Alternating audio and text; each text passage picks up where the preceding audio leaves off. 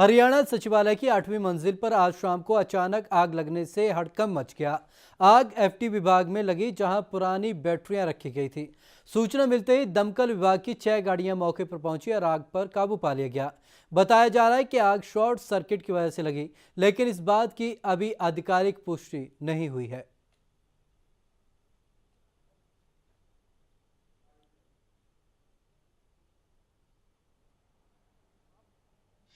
ਇਹ ਕੋਈ 6 ਵੱਜ ਗਏ 34 ਮਿੰਟ ਤੇ ਮਿਲੀ। ਅੱਛਾ ਹਾਂਜੀ, ਕਿਹੜੇ ਫਲੋਰ ਤੇ ਸੀਗੀ? ਇਹ ਹੈਗੀ ਹੈ ਜੀ 8ਵੀਂ ਮੰਜ਼ਿਲ ਤੇ। ਅੱਛਾ, ਕੀ ਕਾਰਨ ਕੁਝ ਪਤਾ ਚੱਲ ਪਾਏ ਨੇ? ਇਹ ਇਲੈਕਟ੍ਰਿਕ ਸ਼ਾਰਟ ਸਰਕਟ ਹੀ ਹੋਇਆ। अच्छा, हाँ जी। नुकसान कितना? ਕੋਈ ਜ਼ਿਆਦਾ ਨਹੀਂ ਹੈ। अच्छा, कितनी हाँ बड़ी जी। आग थी और कितनी गाड़ियां मौके पर पहुंची थी? ਮੌਕੇ ਤੇ ਸਾਡੇ ਕੋਲ ਇੱਕ ਵਾਟਰ ਬਾਊਜ਼ਰ और छह 6 फायर टेंडर छोटे। अभी आग पर काबू पा लिया गया? हाँ बिल्कुल फिनिश हो गया। कोई जान आग माल बंद की? कोई जान माल का कोई नुकसान नहीं हुआ। आज छुट्टी का दिन है। और घटनास्थल का जायजा लिया हमारे संवाददाता मनोज राठी ने।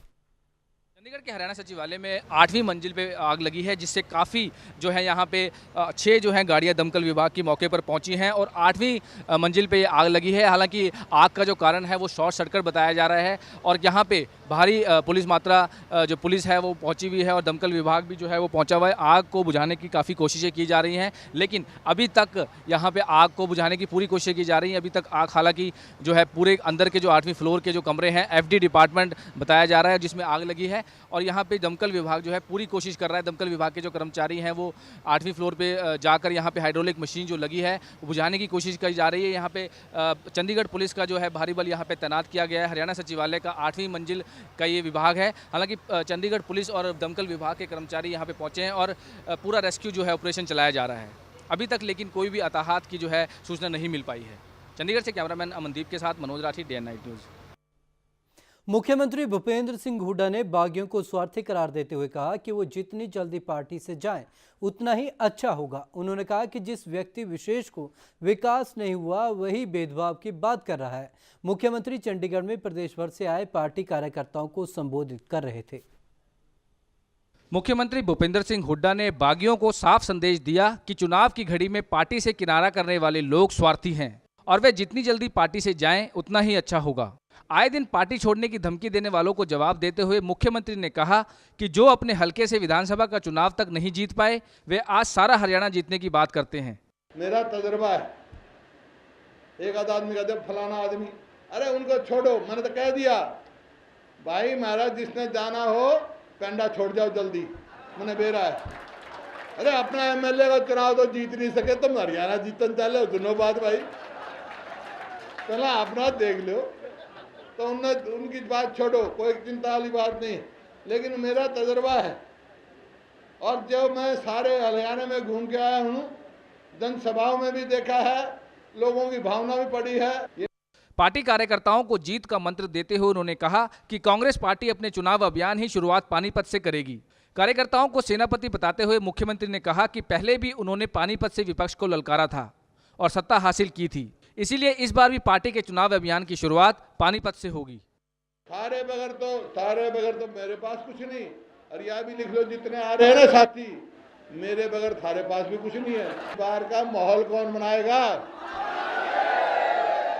कैसे बनाओगे, कहां से शुरू करोगे? प्रोफेसर वीरेंद्र ने ठीक कहा, जो पानीपत में जीतता है वो उसका राज होता है। पानीपत में जीतना है।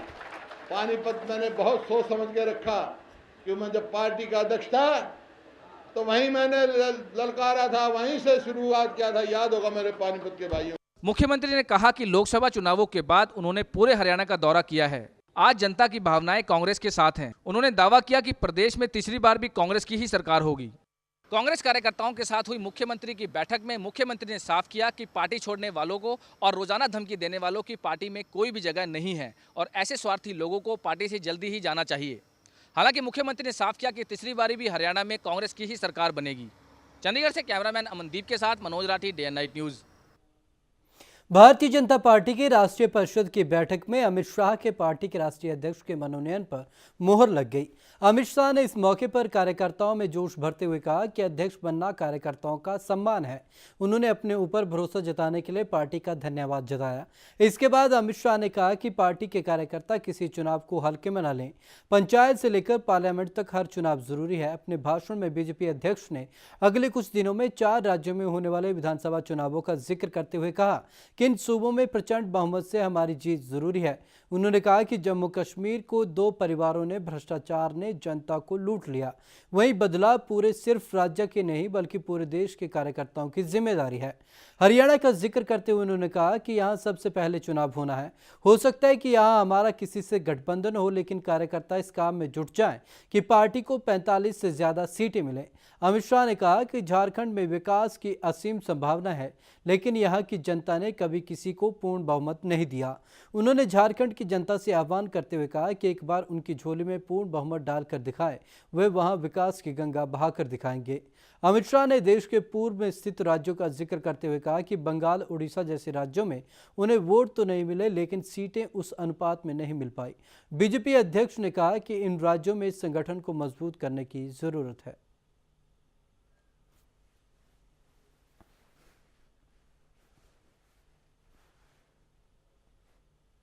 हजका सुप्रीमो कुलदीप बिश्नोई ने गठबंधन के मुद्दे पर भाजपा से स्टैंड क्लियर करने को कहा है। कुलदीप का कहना है कि भाजपा उनके साथ अन्याय कर रही है। कुलदीप इस बात से भी नाराज है कि भाजपा के वरिष्ठ नेता उन्हें मिलने तक का समय नहीं दे रहे। हरियाणा में भाजपा हजका गठबंधन का टूटना लगभग तय माना जा रहा है। जहां भाजपा इस गठबंधन से दूर भागती नजर आ रही है, वहीं हजका इसे बचाने में जुटी हुई है। ताज़ा कड़ी में हजका प्रमुख कुलदीप बिश्नोई ने भाजपा से अपना रुख साफ करने की मांग की है। रोहतक पहुंचे कुलदीप बिश्नोई ने कहा है कि हजका भाजपा को धोखा नहीं देना चाहती। भाजपा नेताओं द्वारा मिलने का वक्त न देने को कुलदीप बिश्नोई ने दुर्भाग्यपूर्ण बताया है। मिल के भी, फोन पे भी, मैं खुद भी रामविलास शर्मा जी और कृष्णपाल गुर्जर जी को मिल के बता चुका हूँ। मलिक साहब बता चुके हैं, चंद्रमोहन जी बता चुके हैं, हमारे वरिष्ठ नेता बता चुके हैं कि हमारी पार्टी का स्टैंड वही है। अगर वो आंख बंद करके झूठ बोलना चाहे तो गलत बात है। और आपका सवाल क्या था दूसरा? आज शाम तक का जैसे है। हाँ, फिर मैं आपको बता रहा था कि समय मुझे मिलने का नहीं दिया है, तो ये दुर्भाग्यपूर्ण बात है। क्योंकि मैं अभी फिलहाल तो अलायंस का हेड में ही हूँ, जब तक अलायंस चल रहा है। तो अलायंस के हेड को चुनावी माहौल में समय अवश्य देना चाहिए। दुर्भाग्यपूर्ण बात है। 19 अगस्त को कैथल में मोदी की रैली और 14 अगस्त को महेंद्रगढ़ में हो रही अमित शाह की जनसभा में कुलदीप बिश्नोई को न्योता नहीं मिला है। कुलदीप बिश्नोई इसे लेकर नाराज दिखे। उन्होंने कहा कि भाजपा प्रदेश अध्यक्ष रामविलास शर्मा ब्राह्मण है, लिहाजा उन्हें सच बोलना चाहिए। कुलदीप का कहना है कि उनके साथ अन्याय हो रहा है। Off the record, on the record, Ramvilas Sharma ji ब्राह्मण हैं, उनको सच बोलना चाहिए। साबित करते हैं कुलदीप बिश्नोई को कहा है तो जो सजा देंगे तैयार हूँ। ऑफिशियली, अनऑफिशियली मुझे किसी भी रैली का न्योता नहीं था। मैं दोबारा रिपीट कर रहा हूँ, ऑफिशियली, अनऑफिशियली मुझे किसी भी रैली का न्योता नहीं था। चाहे वो मोदी साहब की रैली थी, चाहे सुषमा जी की थी, चाहे राजनाथ जी की थी, या किसी नेता की। उधर खबरें ये भी है कि अगर भाजपा के साथ हजका गठबंधन टूटता है तो हजका बसपा को साथ लेकर चल सकती है। कुलदीप का कहना है कि फिलहाल बसपा के साथ कोई बातचीत नहीं चल रही है। हालांकि कुलदीप कहते हैं कि राजनीति में कुछ भी संभव है। अभी मेरी किसी से कोई बातचीत नहीं चल रही है। मैंने सिर्फ ये कहा था कि भाई मैं गठबंधन रखना चाहता हूँ। गठबंधन अगर टूटता है तो किसी मुझे टूटता है तो अगर टूटता है, राजनीति में सभी चीजें संभव हैं। मेरी किसी से कोई बातचीत अभी नहीं चल रही। कुलदीप ने एक दिन पहले हरियाणा विधानसभा चुनाव को लेकर आए सर्वेक्षण को भी झूठ का पुलिंदा करार दिया। उन्होंने कहा कि जब विधानसभा सीटों के लिए उम्मीदवार तय न हो जाएं, तब तक ऐसे सर्वेक्षणों का कोई महत्व नहीं बनता। सर्वे का मैं इस प्रकार के सर्वे को कभी अहमियत देता नहीं हूँ। जब तक कोई भी राजनीतिक, गैर राजनीतिक आदमी ये बात समझ सकता है, जब तक सारे पार्टीज के कैंडिडेट सामने नहीं आ जाते तब तक किसी सर्वे की कोई मायने नहीं। आदमपुर हल्के से अगर कुलदीप भजनलाल परिवार के खिलाफ खड़ा हो जाता है तो कोई जीत नहीं सकता है और मेरी विक्ट्री दिखाओगे हल्के के अंदर। तो ये सिंपल सी चीज़ है, जब तक सारे कैंडिडेट खड़े नहीं होंगे तब तक आप कैसे सर्वे करें। तो ये सारा प्लान्ड, प्री प्लान्ड, प्रोग्राम्ड सर्वे था।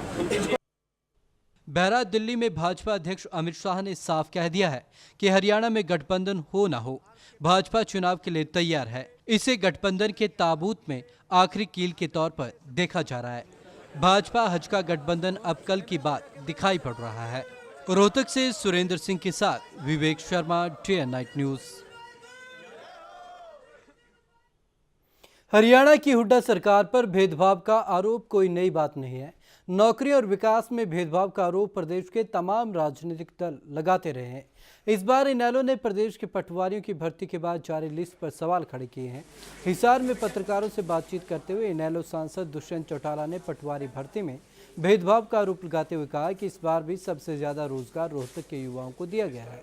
उन्होंने कहा कि रोहतक में प्रदेश के 6 जिलों के बराबर युवाओं की भर्ती पटवारी के तौर पर की गई।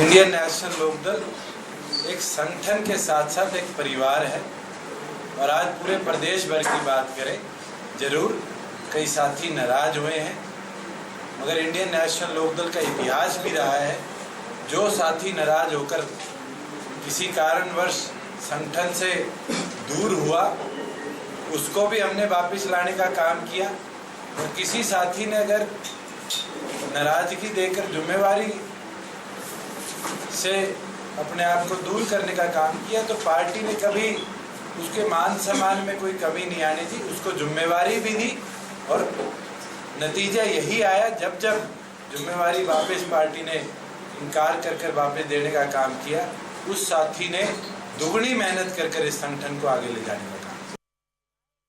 किसानों ने सरकार को किसान विरोधी बताते हुए शनिवार को करनाल में अखिल भारतीय किसान महासभा के बैनर तले रोष प्रकट किया। लघु सचिवालय के सामने धरने पर बैठे किसानों का कहना है कि सरकार द्वारा खेती योग्य भूमि अधिग्रहण कानून में जो संशोधन किया जा रहा है वह उन्हें मंजूर नहीं, और सरकार जो देश के GM बीज को लाना चाहती है उसको फील्ड ट्रायल की मंजूरी देना भी खतरनाक है, वह किसानों के हित में नहीं है। किसान महासभा ने अपनी मांगों को लेकर जिला उपायुक्त को राज्यपाल के नाम ज्ञापन पत्र सौंपा। किसानों की मांग है कि सरकार उनकी सूखे की चपेट में आ चुकी फसल के लिए नीति बनाकर राहत देने का ऐलान करे। आज जो ये धरना है, ये पूरे देश में हमने इसको आजाद प्रतिशोध दिवस के रूप में मनाया है, क्योंकि इन 3 महीनों के अंदर जो ये मोदी सरकार आई है, पूरी जो है कारपोरेट को खुश करने के लिए तमाम जो पिछले जो फैसले थे उनमें जो है राज्यों का नाम लेकर बहुत बुरी तरह से संशोधन कर रही है, जो यहाँ की जनता को, गरीब जनता को, किसानों को मंजूर नहीं है। उसके विरोध में ये धरना जो है आज हरियाणा के करनाल में हम लोग यहाँ दे रहे हैं, और हम इसका जो है पुरजोर विरोध कर रहे हैं, क्योंकि इन 3 महीनों में बहुत कुछ बदलने की कगार पे यहाँ खड़ा हुआ है। राज्य सरकार की वादा खिलाफी से खफा सहायता प्राप्त शिक्षकों ने कल से भूख हड़ताल पर जाने का फैसला किया है। दरअसल सहायता प्राप्त शिक्षकों का समूह मुख्यमंत्री हुड्डा के घर का घेराव करने जा रहा था, लेकिन इन्हें चंडीगढ़ पंचकूला बैरियर के पास रोक लिया गया। बाद में इनके 5 सदस्यीय प्रतिनिधिमंडल को हुड्डा के प्रधान सचिव शादीलाल कपूर से बातचीत करवाई गई, लेकिन बातचीत विफल रही, जिसके बाद शिक्षकों ने कल से भूख हड़ताल पर जाने का फैसला लिया। सहायता प्राप्त शिक्षकों की मांग है कि उन्हें सरकारी स्कूलों में संयोजित किया जाए। उनका कहना है कि खुद हुड्डा ने बीते 10 साल नवंबर को गोहाना की रैली के दौरान इसका वादा किया था, लेकिन अब वह अपने वादे से मुकर रहे हैं।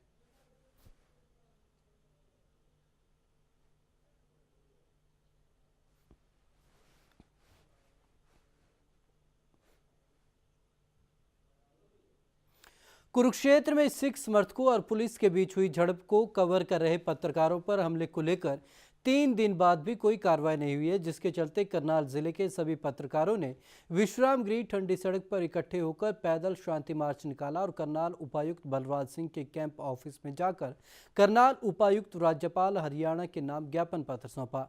पत्रकारों ने मामले में जल्द से जल्द दोषी पुलिस अधिकारियों, कर्मचारियों और SDM के खिलाफ सख्त कार्रवाई करने की मांग करते हुए भविष्य में पत्रकारों पर हमले की किसी भी सूरत पर बर्दाश्त नहीं किए जाने की बात कही है। मालूम हो कि 3 दिन पहले कुरुक्षेत्र में हुए घटनाक्रम को कवर करने करनाल से भी कुछ पत्रकार गए हुए थे, जो इस हमले में बुरी तरीके से घायल हो गए।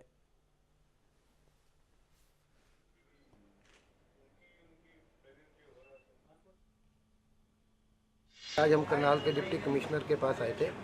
एक महामहिम राज्यपाल के नाम हमने ज्ञापन दिया है जिन भी लोगों ने ये कार्रवाई की है उसमें चाहे एसडीएम साहब हैं वहाँ के, चाहे डीएसपी हैं, चाहे जितने बड़े लेवल के अधिकारी हैं, उनके खिलाफ सख्त से सख्त कार्रवाई की जाए। मीडिया पर इस तरह के हमले बिल्कुल भी बर्दाश्त नहीं किए जाएंगे। ये हम एक तरह से प्रशासन को, एक तरह से सरकार को, और जो भी लोग इस तरह की कार्रवाई करते हैं बार बार मीडिया पर, उन्हें एक तरह से ये चेतावनी है कि इस तरह की हरकतें, इस तरह की काम ना करें जिससे मीडिया को अपने काम करने में परेशानी हो। खुद को चीफ जुडिशियल मजिस्ट्रेट बताकर लोगों को करोड़ों रुपए का चूना लगाने वाले फर्जी जज का एक मामला सामने आया है, जिसे गुड़गांव पुलिस ने गिरफ्तार किया। यही नहीं, अपने आप को जज बताने वाला युवक लड़कियों को झांसा देकर उन्हें ब्लैकमेल करने में भी माहिर है। और ख़ास बात यह कि इस फर्जी जज के घर होने वाली पार्टियों में पुलिस के आला अधिकारी भी जाते थे। पुलिस ने आशीष को 3 दिन के रिमांड पर लेकर आगे पूछताछ शुरू कर दी है। खुद को चीफ जुडिशियल मजिस्ट्रेट बताकर लोगों को करोड़ों रुपए का चूना लगाने वाले फर्जी जज को गुड़गांव पुलिस ने गिरफ्तार किया है। मामला तब सामने आया जब साइबर सिटी के सेक्टर 18 पुलिस थाने में एक युवती ने शिकायत दी कि हिसार का रहने वाला 33 वर्षीय आशीष सेन उसे लगातार ब्लैकमेल कर रहा है और वो खुद को जज बता रहा है। पुलिस ने जब आशीष के बारे में जानकारी जुटाई तो मालूम चला कि इस नाम का कोई भी व्यक्ति जुडिशियरी सेवा में नहीं है। इसके बाद पुलिस ने 2 टीमों का गठन कर आशीष को हिसार से गिरफ्तार कर लिया। आशीष ने अपना रुतबा दिखाने के लिए 70,000 रुपये प्रति माह पर गुड़गांव में एक फ्लैट और 60,000 रुपये प्रति माह पर लग्जरी गाड़ी लीज पर ले रखी थी। यही नहीं, इस पाखंडी ने 2 PSO रखे हुए थे जिन्हें 25,000 रुपये वेतन दिया करता था। 2 दिन पहले क्राइम ब्रांच को एक एप्लीकेशन आई थी उसके पास, क्राइम ब्रांच के पास गुड़गांव में, कि एक लड़की ने उसमें रिप्रेजेंट किया था कि मुझे एक व्यक्ति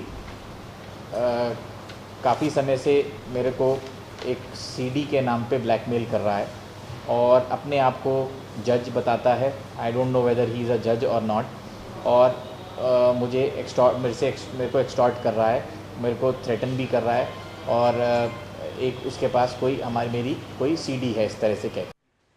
पूछताछ के दौरान आरोपी ने बताया कि वे पिछले 7 सालों से ठगी कर रहा है। साल 2004 में वे फेक आईडी से मोबाइल फ़ोन की सिम लेने के आरोप में जेल गया था। इसके बाद साल 2008 में वो गुड़गांव आया और खुद को जज बताना शुरू कर दिया। यही नहीं, उसने लोगों को जज होने का झांसा देकर हुड्डा में प्लॉट अलॉट कराने के नाम पर करोड़ों रुपए भी डकार लिए। इसके अलावा आरोपी लड़कियों की आपत्तिजनक वीडियो बनाकर उन्हें ब्लैकमेल भी करता रहा।